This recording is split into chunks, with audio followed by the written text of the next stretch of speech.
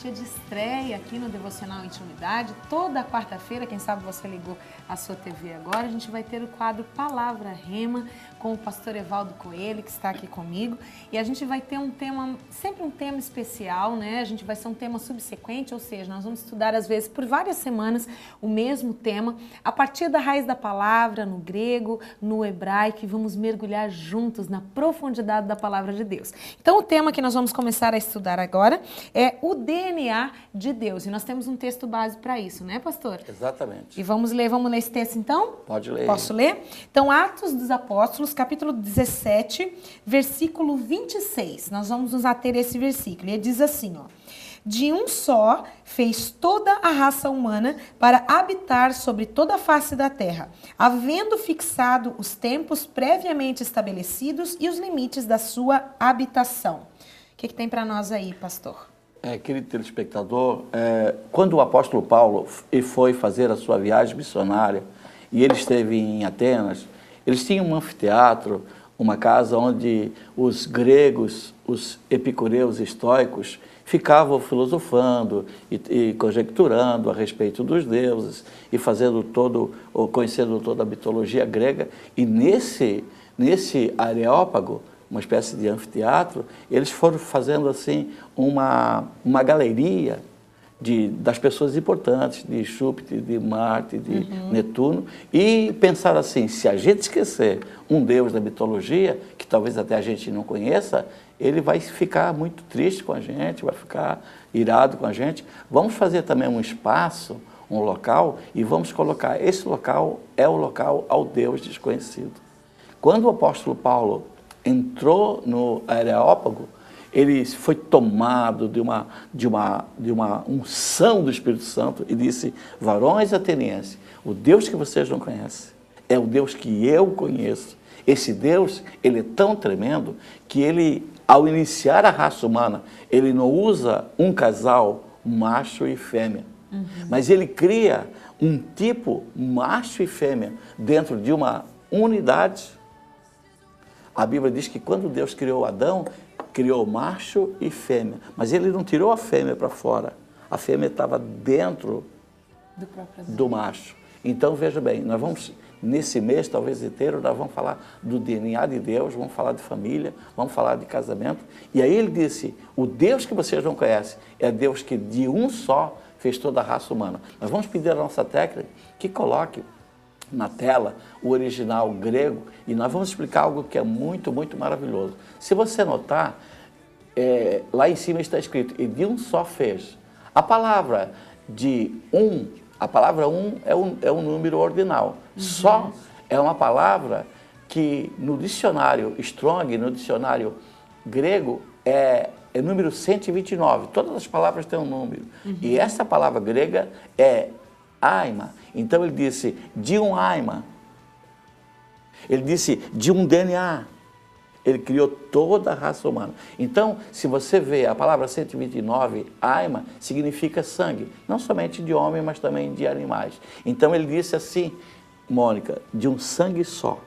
De uma formação genética só. Única. Ele fez toda a raça humana. Então, quando a gente ministra um casamento, a gente celebra o casamento e diz assim, esse é osso dos meus ossos, essa é carne da minha carne. Mas segundo esse texto de Atos dos Apóstolos, ela é sangue do meu sangue. Então, na realidade, um casamento que é celebrado por Deus, esse sacramento tremendo que iniciou no Jardim do Éden, você passa a ser carne da carne, osso do osso e sangue do sangue. O que nós estamos trazendo para você de conhecimento?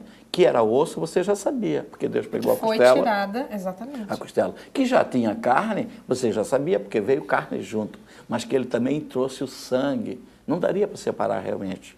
Ele trouxe osso, carne e sangue. O que significa dizer que aquela mulher, ela tinha o mesmo sangue do seu marido, porque eles tinham o DNA de Deus. Casamento, para dar certo, era para ser o casamento de Adão e de Eva. Quando Deus criou os seres, no sexto dia ele fez os seres viventes, fez os animais. E ele criou só o homem, com a mulher dentro do homem. interessante que no 7º dia, quando ele já estava descansando, e viu Deus que não era bom que o homem estivesse só. Ele não tinha tirado a mulher de dentro. E ele conversa então, diz: Adão, você vai ter uma novidade para amanhã. Amanhã vai ser um dia especial. Amanhã nós vamos instituir a família. Nós vamos estabelecer um casamento aqui. Deus é um celebrante de casamento. Eu vou explicar isso assim no decorrer da nossa programação. E quando o Adão, surpreso pela novidade, ele já tinha notado que o leão e a leoa tinham um filhote. Ele que o começou elefante, a perceber que alguma coisa lhe faltava. Mas ele tinha Deus. Mas faltava a família. E faltava aí a gente esposa. vê o cuidado de Deus, porque Deus é família. Né? E veja que interessante, mano, que ele deixou a criação se completar e não trouxe a mulher à existência. A mulher estava dentro de Adão. Mas a leoa já estava com o leão, com seus leãozinhos. A galinha e o galo já estavam junto com seus pintinhos. A girafa já tinha uma família. O elefante já tinha uma família. O hipopótamo não tinha família. E ele não tinha. O homem que tinha a sabedoria de Deus, porque ele poderia colocar um nome em todos os seres viventes. Um homem que tinha domínio, porque ele guardava o jardim. Um homem que não ficava doente. Um homem que não tinha dores. Um homem que não contraía gripe. Mas ele estava só. E a Bíblia diz que não é bom que ele esteja só. Não é bom que ele não tenha um sangue do seu sangue.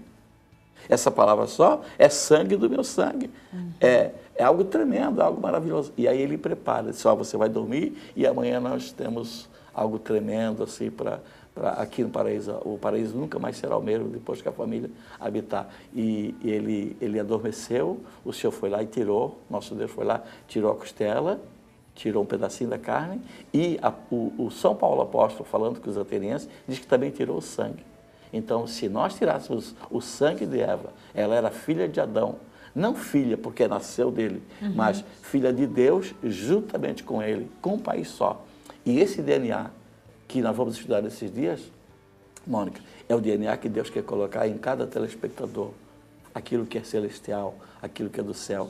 E eu creio que nesses dias, eu não sei se serão 2, 3 ou 4 programas, nós vamos falar para os casais e nós vamos pedir que essa graça desse matrimônio venha sobre as vidas. Eu vou dar uma introdução, Mônica. As pessoas me perguntam: existe só o casamento religioso? Existe só o casamento civil? Pode fazer só o civil? Pode fazer só o religioso? Ou é bom que seja os dois? Vale o casamento só religioso? Interessante notar, eu quero trazer uma explicação para você, querido telespectador. Quando um homem e uma mulher, eles se casam no civil, eles elegem o juiz da comarca da sua cidade, de acordo com o regime do seu país, para dirimir qualquer dúvida com relação ao divórcio, à separação. Então, você nunca vai usar o juiz da sua comarca, na vara da família, para lhe consultar se você não tiver uma incompatibilidade, se você não tiver descontente. Ninguém vai procurar um juiz de direito quando está tudo bem. Exatamente. Vai só quando tem uma dificuldade. E os juízes têm sido muito rápidos agora e estão logo determinando que se divorcie. Então, o juiz da sua comarca, ele serve para dirimir qualquer dúvida, como em qualquer outro contrato.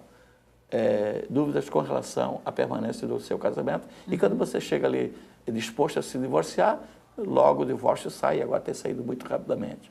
E o casamento religioso? Você elege o pastor da sua igreja como juiz de paz para tirar qualquer dúvida, para dirimir qualquer dúvida com relação à não separação. E o bom é quando o homem é comprometido com Deus e ama o seu pastor, e quando a mulher é comprometida com Deus e ama o seu pastor. Porque quando tem algo ali, o pastor, como conselheiro, vai lá e tira qualquer dúvida. Então, o trabalho pastoral, ele não começa, não termina no altar, ele inicia no altar. Inicia porque naquele quando momento, você né? casa O momento do sim. duas pessoas, você vai ter que acompanhá-los, né? Até que a morte os separe.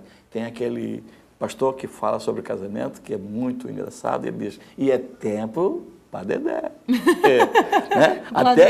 Até que a morte os separe é muito tempo. Então precisa ter um pastor amoroso, precisa ter um ensinamento da palavra para dirimir qualquer dúvida com relação ao que está acontecendo. Às vezes, família, hoje está muito difícil criar os filhos, precisa haver uma unidade muito grande nos pais, e um dia desse a gente vai vir falar sobre filhos, sobre família. Eu creio que vai ser importante essa orientação, porque o nome do nosso Deus poderá ser exaltado e glorificado. E a Bíblia não fala de um terceiro casamento, que é esse que aconteceu no Éden, onde o juiz é o Espírito Santo, para dirimir qualquer dúvida com relação ao que está acontecendo. Então, casamento em Deus precisa ter o DNA de Deus. Muitas vezes, Mônica, você quer casar, né?